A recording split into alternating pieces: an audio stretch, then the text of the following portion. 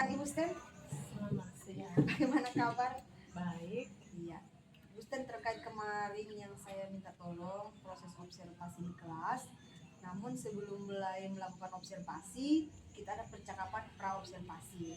Nah, pada percakapan pra-observasi ini tujuannya supaya sama-sama jelas apa yang akan diidentifikasi atau area pengembangan apa yang hendak Ibu Sten capai, itu jelas gambarannya seperti apa. Oke Ibu Sten. Nah, sebelum kita memulai proses observasi ini Ibu Sten, terkait pembelajaran di kelas kan pastinya kita sama-sama sebagai guru sudah sering melakukan pembelajaran di kelas. Nah, Ibu Steni di kelas membawakan materi apa biasanya? Untuk saat ini kelas 10 itu yang saya sementara berikan materinya tentang keanekaragaman makhluk hidup. Oke, keanekaragaman makhluk hidup berarti dalam biologi ya Ibu Sten ya? Oke. Ibu Sten mengajar di kelas 10. Di kelas 10. Nah, terkait keanekaragaman hayati Ibu Sten, tentunya ada tujuan-tujuan pembelajaran yang akan Ibu Sten capai.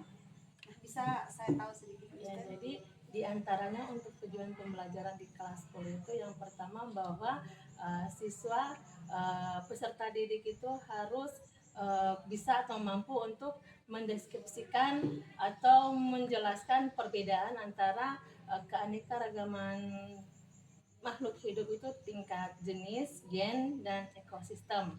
Kemudian peserta didik juga mampu membedakan atau mengklasifikasikan makhluk hidup berdasarkan persamaan cirinya. Dan yang terakhir itu diharapkan peserta didik itu mampu untuk uh, meng, apa,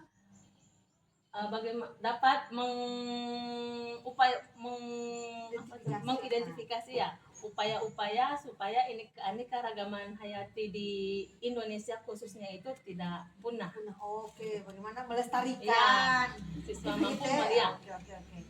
Nah, Ibu Sten, terkait selama ini Ibu Sten punya pembelajaran dalam kelas dengan ini materi ini satu kali saja Ibu Sten bawa atau sudah maksudnya pertemuan begitu? Iya, sudah beberapa kali pertemuan karena ini kan ada beberapa kegiatan terkait dengan 17 Agustus, jadi kan proses pembelajaran itu kan tidak maksimal. Ya, jadi kebanyakan juga ada yang ikut apa? Paski kemarin ya. Jadi saya juga menyesuaikan dengan siswa yang jadi tertunda lah, yang sebenarnya hanya berapa kali pertemuan. Jadi ya. Nah, kemudian ketika Ibu Sten melakukan pertemuan ini dengan tujuan pembelajaran yang Ibu Sten bilang tadi, kira-kira menurut Ibu Sten tingkat pemahamannya peserta didik itu sejauh mana dalam pembelajaran biologi Ibu Sten? Kalau saya amati Ibu, kira-kira untuk tingkat pemahaman siswa itu sudah boleh di atas 50%. Karena rata-rata yang saya jelaskan itu yang ada di sekitar atau di lingkungan kita yang ada di sini. Oke, baik Ibu Sten. Berarti bagus ya, sudah sekitar 50%. Artinya untuk kita yang di desa sama-sama kita tahu keadaan peserta didiknya kita bagaimana, itu sudah sangat luar biasa. Nah, dengan hal yang seperti tadi Ibu Sten bilang 50%, kemudian jika dikaitkan dengan area pengembangan diri Ibu Sten sebagai guru itu, kira-kira apa yang perlu Ibu Sten kembangkan? Ya, pertama kalau menurut saya mungkin karena ini kan kurikulum merdeka, jadi karena ini kurikulum merdeka, kurikulum yang baru juga bagi kami, berbeda dengan kurikulum yang sebelumnya. Mungkin ada dia punya metode, beberapa kali metode yang belum terlalu paham. Kemudian juga mungkin membutuhkan waktu karena kan ini kurikulum merdeka kan itu berdasarkan dengan karakter siswa. Jadi tiap siswa itu kan memiliki karakter yang berbeda-beda. Jadi bagaimana di situ saya harus bisa menempatkan atau mencari metode yang setidaknya boleh memfasilitasi semua peserta didik, karena barangkali kan di satu kelas itu kan peserta didiknya kan bukan cuma 5 orang atau 10 orang, ada 20 orang. Jadi 20 orang itu karakternya kan berbeda-beda. Jadi disitulah saya punya masalah, mungkin metodenya bagaimana saya bisa Nanti Ibu Sten tuh memang ada di pendidikan guru penggerak itu yang saya dapatkan itu memang harusnya kita itu menerapkan pembelajaran berdiferensiasi, di mana dengan pembelajaran berdiferensiasi ini kita mampu memetakan peserta didik di dalam kelas ya. Oke. Baik Ibu Sten, itu yang akan Ibu Sten kembangkan nah. Oke. Kemudian terkait persiapan pembelajaran Ibu Sten di kelas itu apa-apa yang Ibu Sten siapkan? Ya, pertama yang harus disiapkan itu yang utamanya adalah perangkat pembelajaran. Yang di dalamnya itu ada RPP, modul, dan juga penunjang-penunjang seperti daftar hadir atau lembar kerja siswa. Oke Ibu Sten, cukup sampai di sini percakapan praobservasi kita. Insya Allah kapan Ibu Sten ada waktu masuk di kelas saya bisa melakukan observasi? Ya, untuk kelas 10 jadwalnya hari Kamis. Oke. Sampai berjumpa di hari Kamis jam ke pertama boleh, jam ketiga boleh. Di Untuk kelas? kelas 10A jam pertama, 10B jam ketiga. Oke, nanti saling komunikasi lagi Ibu Sten ya ketika di hari Kamis itu. Terima kasih banyak Ibu Sten sudah melakukan percakapan praobservasi bersama saya. Nanti kita ketemu lagi di hari Kamis. Saya akhiri. Selamat siang Ibu Steni. Ya, selamat siang juga. Selamat pagi anak-anak. Pagi. Sudah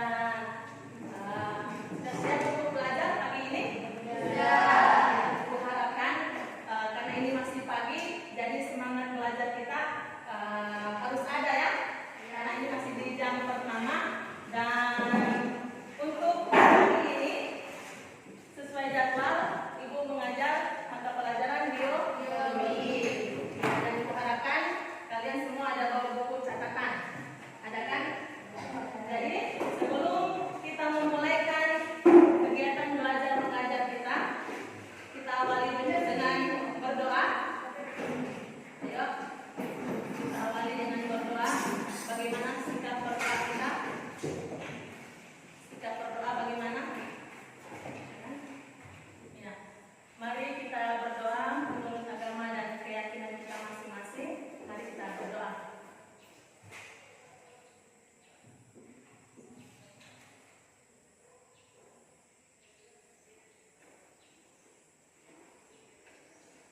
Amin, berdoa selesai.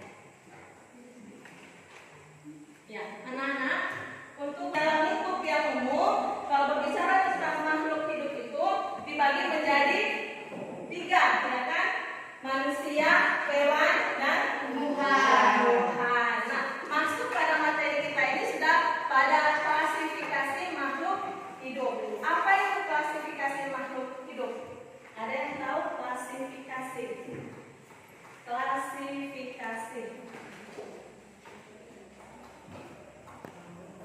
Klasifikasi makhluk hidup. Ada yang tahu? Barangkali mungkin di SMP pernah dapat materi tentang pengelompokan makhluk hidup. Ya. Jadi kalau kita berbicara tentang klasifikasi makhluk hidup itu sama dengan pengelompokan makhluk hidup.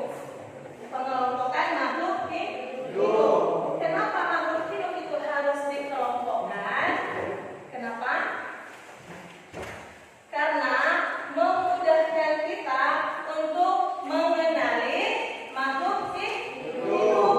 Karena makhluk hidup yang ada di muka bumi ini bukan hanya satu jenis atau 2 jenis. Hewan saja banyak jenisnya. Tumbuhan banyak jenisnya. Nah, untuk memudahkan kita mengenali hewan dan tumbuhan, maka dikelompokkan atau bahasa biologinya itu adalah klasifikasi. Manfaatnya untuk mempermudah kita mengenali suatu jenis makhluk hidup, baik hewan, tumbuhan, dan manusia. Kalau di biologi, manusia itu masuk ke dalam kelompok dunia hewan. Kalau di biologi, ya, kalau di biologi manusia itu masuk ke dalam kelompok dunia hewan. Kenapa? Karena manusia itu punya tulang belakang atau vertebrata. Selain itu juga manusia adalah mamalia.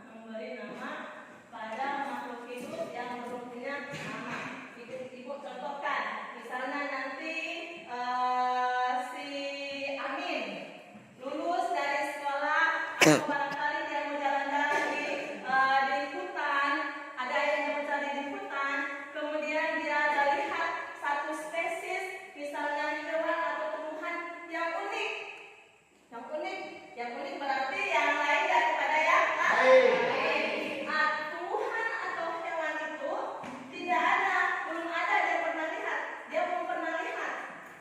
Nah, jadi karena dia yang menemukan, dia lihat itu belum pernah ada atau dia belum pernah lihat dia secara langsung dengan atau melalui televisi atau apa. Jadi dia boleh memberikan nama itu. Dia memberikan nama pada hewan atau tumbuhan itu boleh dengan pakai namanya. Misalnya kalau dia lihat tumbuhan, dia kasih nama apa, tapi di akhirannya itu ada amin. SP karena dia yang menemukan atau memberikan nama. Itu maksudnya memberi nama pada makhluk hidup yang belum punya nama atau yang belum ada sama sekali di muka bumi ini. Yang ketiga, tujuan dari klasifikasi makhluk hidup itu adalah mempermudah kita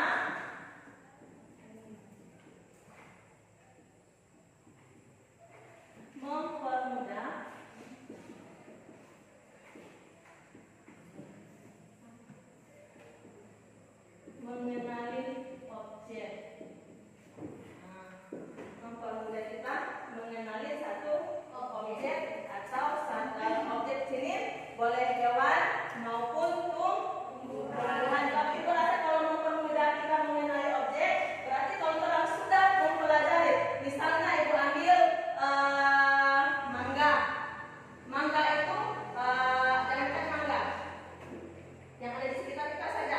Misalnya, iya mangga memang. Mangga kan ini kan nama latinnya adalah Mangifera indica.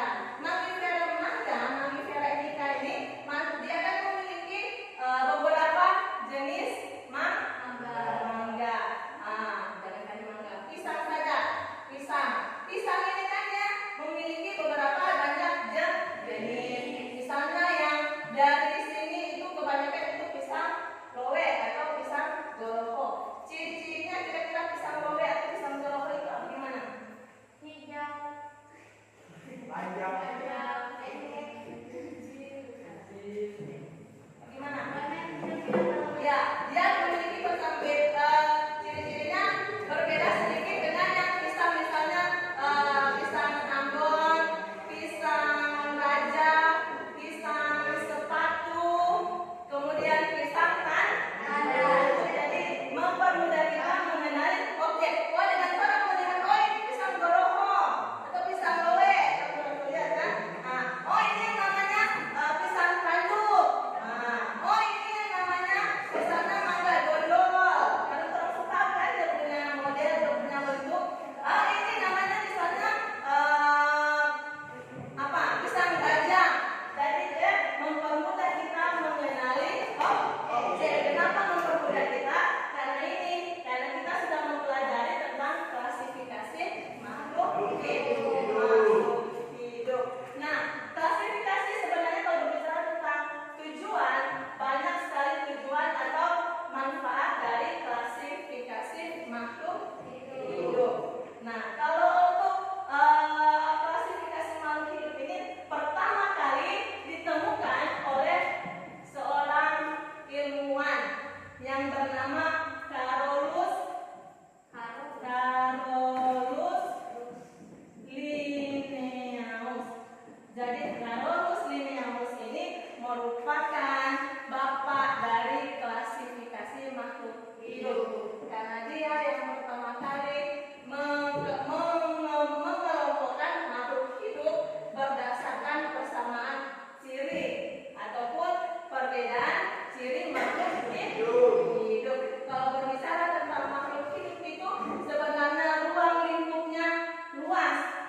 Hewan, manusia, dan tumbuhan. Tumbuhan dibagi lagi menjadi dua kelompok. Tumbuhan tingkat tinggi dan tumbuhan tingkat rendah.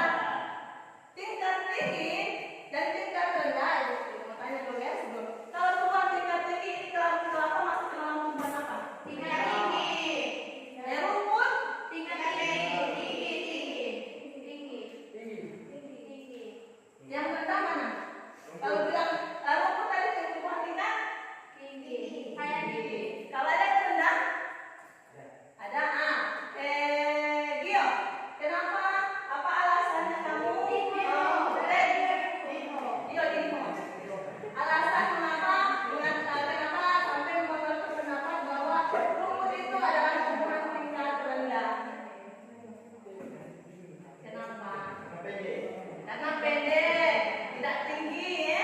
Ada lagi yang alasan bilang tumbuhan itu tingkat tinggi dan tingkat rendah selain dia pendek, apalagi? Ada yang tahu? Jadi untuk membedakan tumbuhan itu masuk ke dalam tumbuhan tingkat tinggi dan tingkat rendah, tentunya orang lihat ciri-cirinya.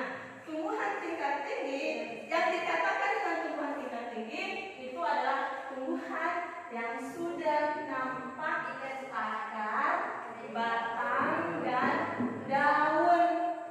Jadi kalau ada tumbuhan yang sudah ada akarnya, sudah ada batangnya, sudah ada daunnya, walaupun dia cuma pendek, tapi kalau sudah ada akar, batang, dan daun, itu sudah masuk ke dalam tumbuhan tingkat tinggi.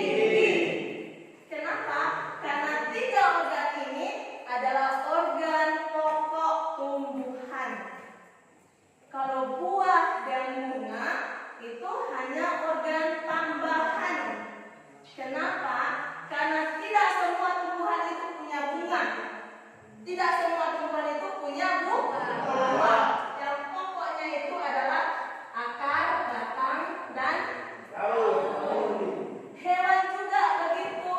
Karena dia luas, dikelompokkan lagi berdasarkan dengan vertebrata, tulang belakang, dan tidak ada tulang belakang.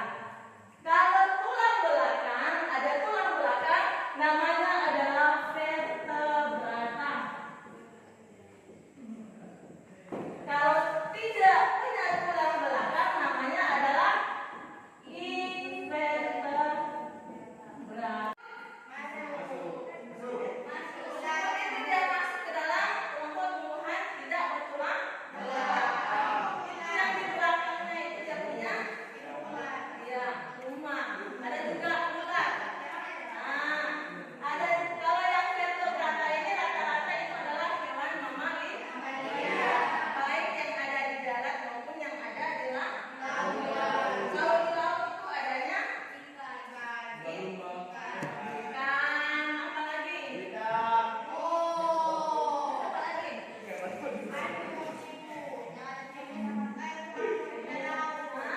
Ya pokoknya pakai yang ada yang di laut itu punya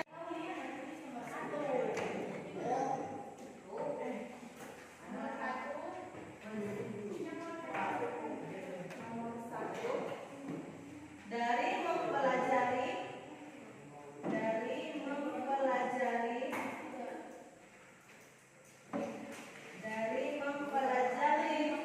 tulisan dari mempelajari klasifikasi makhluk hidup, ya.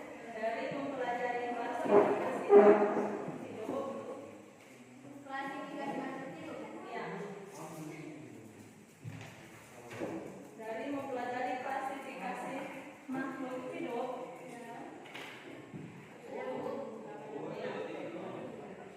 sudah? Tuliskan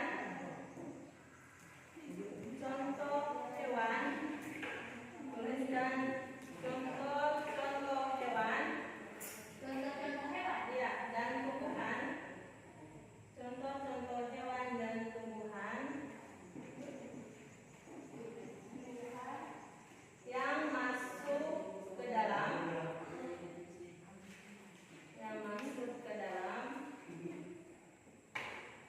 ya. Ayo kerja saja. Jadi yang dibuat sendiri semua, masing-masing buat, tapi yang dikumpul itu hanya satu. Nah, tulis nama kelompok di bawahnya. Ya, 1, 2, 3.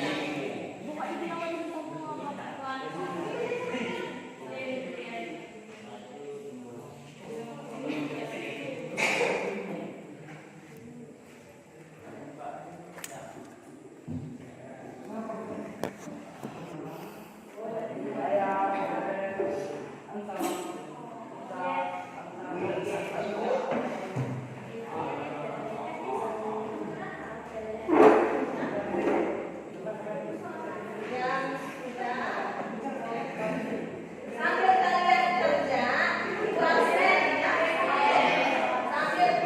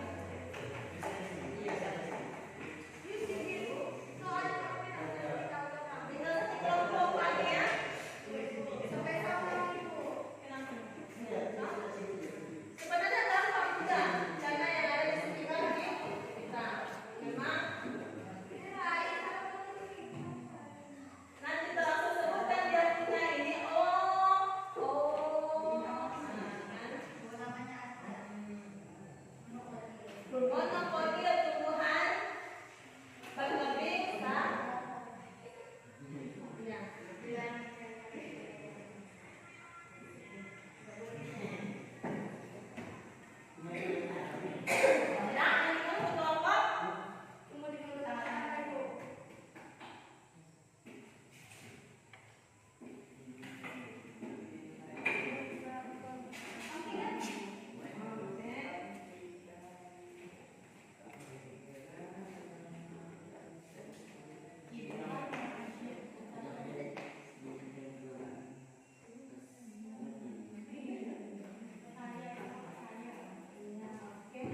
sudah semua ya.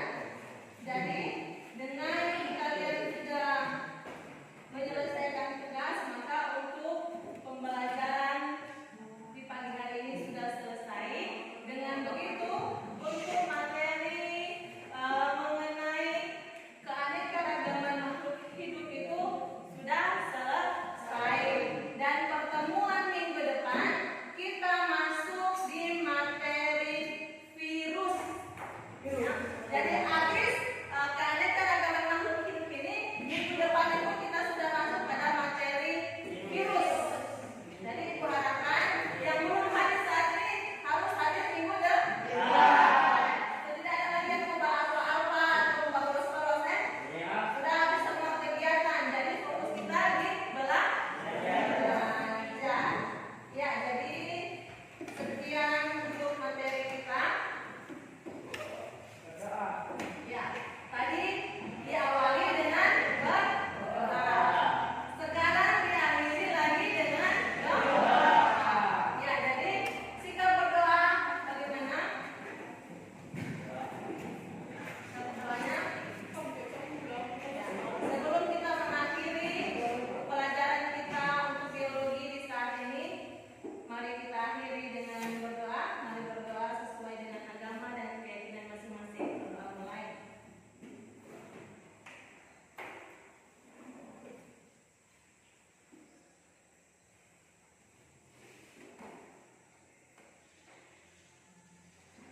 Amin. Berdoa selesai. Jangan ada yang keluar. Menunggu mata pelajaran selanjutnya. Ya, semuanya ya. Boleh? Assalamualaikum warahmatullahi wabarakatuh dan selamat pagi. Perkenalkan, nama saya Yuyun Fitrianti, calon guru penggerak angkatan 10 dari SMA Negeri 1 Balantak Selatan, Kabupaten Banggai. Pada siang hari ini saya akan melakukan percakapan pasca observasi. Telah hadir bersama saya Ibu Steni A. Gause SPD selaku guru biologi, yang mana beliau adalah guru yang saya observasi dan saya selaku supervisornya. Nah, di tengah-tengah kami telah hadir Ibu pengajar praktik saya, Ibu Andriati Tayyib. Oke, baiklah, mari kita masuk ke proses pasca observasi. Selamat menyaksikan. Selamat pagi Ibu Yuyun. Selamat pagi Ibu Steni. Bagaimana kabar Ibu Steni hari ini? Baik-baik. Nah, apa yang bisa saya bantu Ibu Steni? Iya, begini Ibu, terkait dengan observasi yang telah kita lakukan, saya merasa memang dalam kegiatan tersebut masih banyak kekurangannya, dan oleh sebab itu mungkin saya boleh minta beberapa tanggapan dari Ibu sebagai masukan untuk saya sebagai tindak lanjut ke depan dalam proses kegiatan belajar ke depan. Oke, Ibu Steni. Baik. Iya Ibu Steni, ya, kemarin setelah kita melakukan proses observasi di kelas sudah sangat baik dan saya lihat Ibu Steni semangat dengan anak-anak. Oke Ibu Steni, menurutnya Ibu Steni ini bagaimana perasaannya Ibu Steni kemarin setelah proses observasi? Ya, sebenarnya awal sebelum melakukan observasi perasaan gugup itu memang ada, karena baru kali ini juga akan diobservasi. Tapi setelah melakukannya ada perasaan senang karena sudah lega di observasi.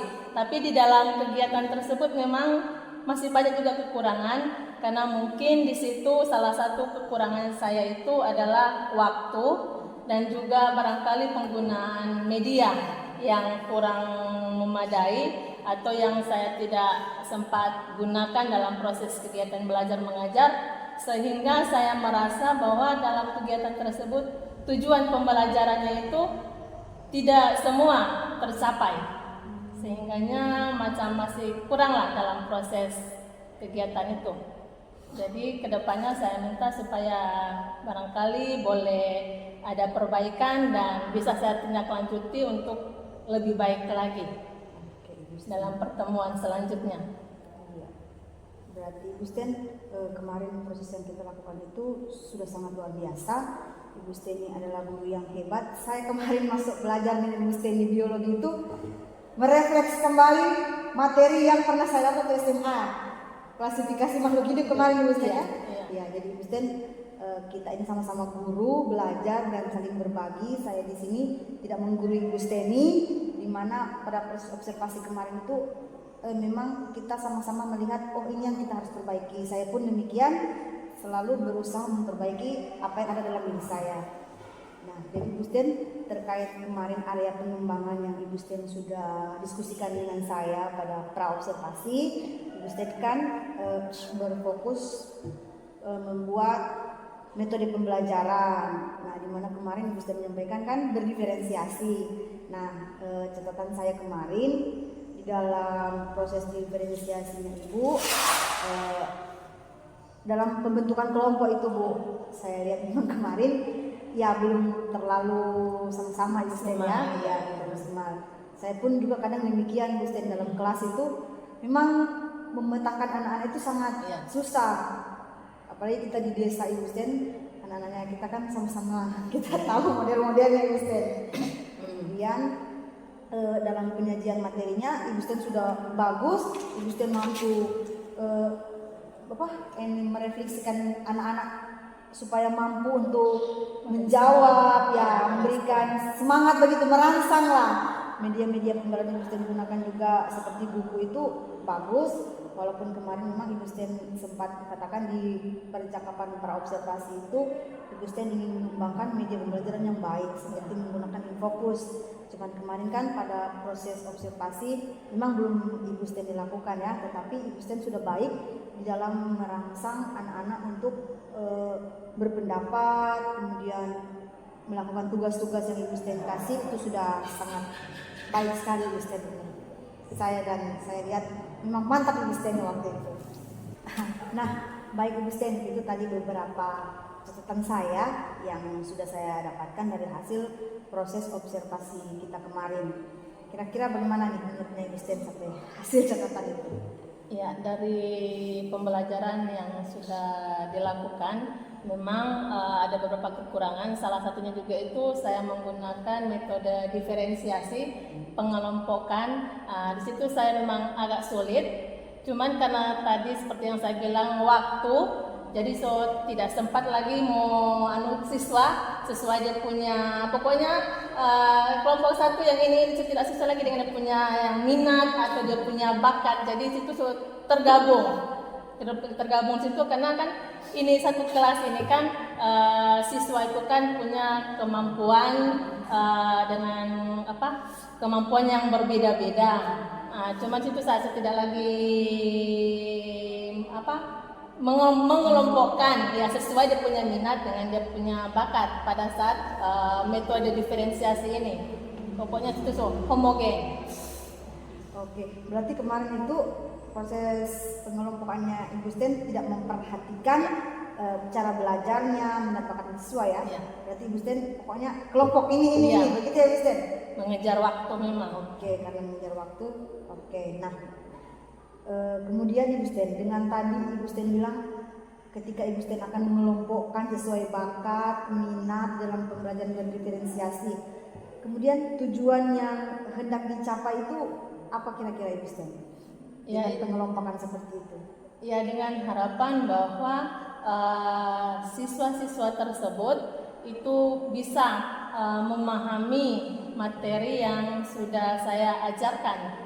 karena sudah kalau sudah menggunakan metode diferensiasi dipetakan berdasarkan minat dan bakatnya, tentunya saya mengharapkan bahwa dalam proses pembelajaran tersebut siswa sudah mengerti dengan tujuan yang sudah saya paparkan, yang sudah saya berikan. Oke, berarti dengan memetakan itu, Ibu Sten berharap nanti peserta didik itu sudah bisa memahami, oh karena gaya belajarnya ini, Ya. jadi dia dikasihkan yang begini materinya, Ya, dengan kelompok ini begini. Ya, sesuai dengan minat dan bakat dari siswa tersebut. Oke, seperti itu ya Ibu Sten. Ya.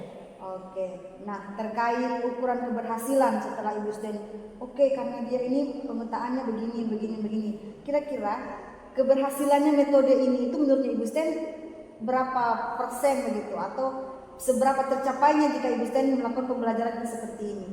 Iya, kalau dilihat dari siswa, yang saya inginkan bahwa setidaknya hampirlah semua siswa itu sudah mengerti, yang saya harapkan sudah paham untuk proses kegiatan belajar, sehingganya selesai pembelajaran itu materi yang diajarkan tidak habis di situ. Jadi setidaknya ada yang mereka dapatkan, karena dari pembelajaran tersebut yang saya ajarkan itu yang ada di sekitar kita, yang ada di lingkungan kita. Jadi tidak jauh-jauh. Jadi nanti kalau mereka seandainya jalan-jalan, apalagi kalau berbicara tentang klasifikasi makhluk hidup, kemudian dilihat pohon kelapa, oh ini kelompok Palmae. Nah, kalau dilihat kucing, oh ini kelompok Felidae, karena berdasarkan dia punya ciri-ciri yang saya sudah, jangan cuma kelapa, oh ya kelapa saja, tapi tidak tahu ciri-cirinya masuk ke dalam kelompok mana. Jadi setidaknya dengan pembelajaran yang saya sudah terapkan di kelas, keluar dari situ bahwa keluar sekolah itu ada ilmu yang mereka dapat. Kalau mereka jalan-jalan setidaknya ada ilmu lah yang sudah karena ada di sekitar kita. Oke, jadi ukuran keberhasilan Ibu Sten itu anak-anak itu mendapatkan efek ya dari hasil pembelajaran itu. Jadi dengan metode ini Ibu Sten harap lebih maksimal lagi, mungkin yang kemarin 50% kan targetnya Ibu Sten, sekarang bisa 90% mungkin ya, dengan cara mereka mampu membekas pembelajaran itu ya, begitu Ibu Sten ya? Oke, siap. Nah, terkait hal ini semua, ketika Ibu Sten ingin menerapkan perbaikan ini, adakah orang-orang yang bisa mendukung Ibu Sten di dalam hal ini? Iya, sebenarnya kalau mau dukungan itu sebenarnya karena memang semua warga di dalamnya juga. Di situ ada dukungan dari pemimpin, kepala sekolah, karena tanpa dukungan juga dari pimpinan sekolah, barangkali saya juga belum bisa maksimal dalam melaksanakan kegiatan pembelajaran. Kemudian juga yang saya harapkan ada dukungan dari wali kelas,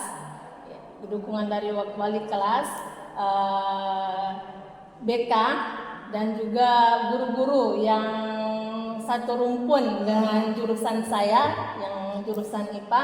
Jadi saya harapkan memang dukungan full mereka itu memang sangat membantu perbaikan saya dalam proses pembelajaran ke depan. Oke, memang Ibu Sten, saya pun merasa demikian. Kita ini sama-sama jadi harus saling mendukung, kepala sekolah dan rekan-rekan semua. Nah, terkait dukungan itu, kemudian perbaikan dan semuanya itu, kira-kira Ibu Sten, waktu yang Ibu Sten perlukan bagaimana Ibu Sten? Ya, kalau saya melihat memang jadwal tiap minggu untuk di kelas yang sama, kalau mengadakan perbaikan di kelas yang sama untuk tindak lanjutnya itu, untuk kelas 10 itu jadwalnya minggu depan, karena sudah lewat hari apa sekarang ini? Hari Rabu. Ya, sudah hari Selasa, sudah hari Rabu lah, kalau boleh minggu depan. Sama-sama saya melakukan perbaikan supaya ada tindak lanjutnya juga, tahu sejauh mana saya punya perkembangan. Baik Ibu Sten, insya Allah ya minggu depan di hari Rabu itu kita sama-sama melakukan pembelajaran kembali terkait proses pembelajaran berdiferensiasi ini. Dan memang benar Ibu Sten, pembelajaran berdiferensiasi ini memang kita harus memetakan peserta didik itu berdasarkan cara belajarnya. seperti ada 3 Ibu Sten, gaya belajar yang kinestetik, audio, dan visual. Memang sebenarnya Ibu Sten mungkin tidak sadar kita sudah melakukan ini, tapi kan harus lebih spesifik lagi berdasarkan data. Jadi memang kerjasama dengan guru BK tadi yang Ibu Sten bilang itu sangat penting ketika kita mau mengambil datanya anak-anak. Oh iya, begitu ya. Terima kasih banyak Ibu Yuyun atas sarannya. Berarti untuk tindak lanjut ke depan, memang saya harus lebih fokuskan ke kelompok berdiferensiasi. Berarti untuk kelompok diferensiasi ini sebaiknya itu dibikin sebelum pembelajaran sudah dipetakan. Karena juga supaya tidak membuang waktu, karena mengingat juga waktu kita itu cuma sempit, sedikit. Jadi berarti ke depan sebelum saya masuk ke kelas, berarti siswa-siswa itu sudah duduk berkelompok sesuai dengan minat dan bakat mereka.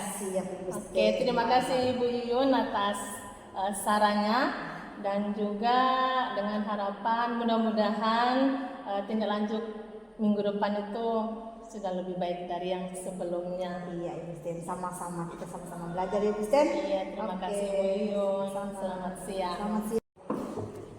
Baiklah, itulah tadi proses percakapan pasca observasi dari saya selaku calon guru penggerak angkatan 10. Nah, dengan berakhirnya pasca observasi ini, maka berakhir pula rangkaian supervisi akademik yang saya lakukan. Semoga di aksi nyata ini bisa lebih banyak membuat pembelajaran yang berarti bagi saya. Sekian dari saya. Wassalamualaikum warahmatullahi wabarakatuh dan selamat siang.